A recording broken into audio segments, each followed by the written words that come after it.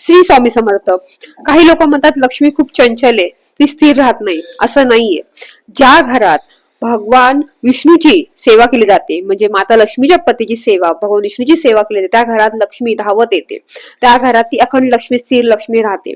मग ज्या घरात विष्णू सहस्रनामचं पाठ सकाळ संध्याकाळ केलं जातं, ज्या घरामध्ये विष्णू सहस्रनाम लावलं जातं, त्या घरात लक्ष्मी अखंड लक्ष्मी, स्थिर लक्ष्मी राहते, म्हणजे राहतेच.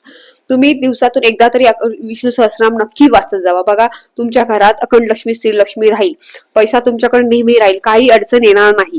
दुसरी गोष्ट, महाभारतामध्ये आणि पुराणामध्ये सांगितलेलं आहे, पैसा आहे पण त्या पैशाचं दान केलं जात नाही. त्या घरामध्ये पैशाचा उपयोग होत नाही, त्या घरामध्ये पैसा टिकत नाही. कारण का? पैशाचं जो व्यक्ती दान करतो त्याच्या अहंकार येत नाही. जो दान करत नाही, फक्त स्वतःसाठीच खर्च करतो, त्या व्यक्तीमध्ये ऑटोमॅटिक अहंकार यायला सुरुवात होते.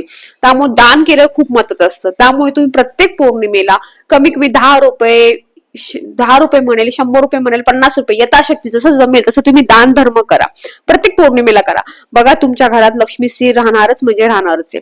सोबत घरात पैसा येण्याअगोदर, म्हणजे तुमचा पगार होणार आहे उद्या, तुम्ही त्या अगोदरच प्लॅनिंग केली की मला इथे द्यायचे, तिकडे द्यायचे, हा ईएमआय भरायचा, ते करायचंय, तर तुमच्या घरामध्ये पैसे येण्याआधीच, तुम्ही लक्ष्मीला येण्याआधीच तुम्ही मार्ग दाखवत असाल, ती जे जाण्याचे मार्ग तुम्ही दरवाजे उघडत असाल, तर तुमच्याकडे पैसा टिकणार नाहीये.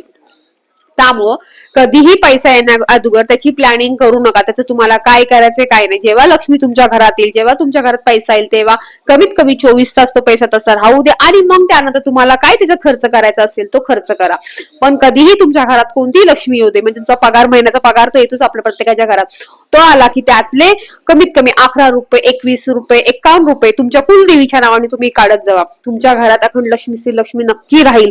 आणि जमेल तसं दान धर्मही करत राहा. ज्या घरात दान धर्म होतो त्या घरात कधी पैशाची उणीव राहत नाही, अन्नधान्याची कमतरता पडत नाही, आणि अखंड लक्ष्मी, श्री लक्ष्मी राहतेच.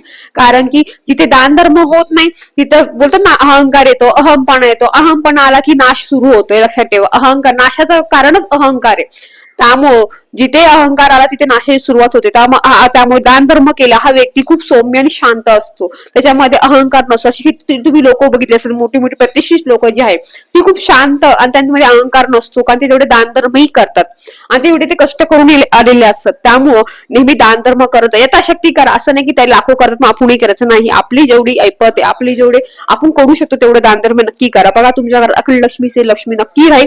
पैसा कुठेच जाणार नाही. भगवान विष्णूची तुम्ही सेवा करत जावा. तुमच्या घरात कधीही कोणत्या अडचणी येणार नाही. भगवान विष्णू सेवा केल्यामुळे घरात अखंड लक्ष्मी, श्री लक्ष्मी नक्की राहते. श्री स्वामी समर्थ. श्री गुरुदेव दत्त.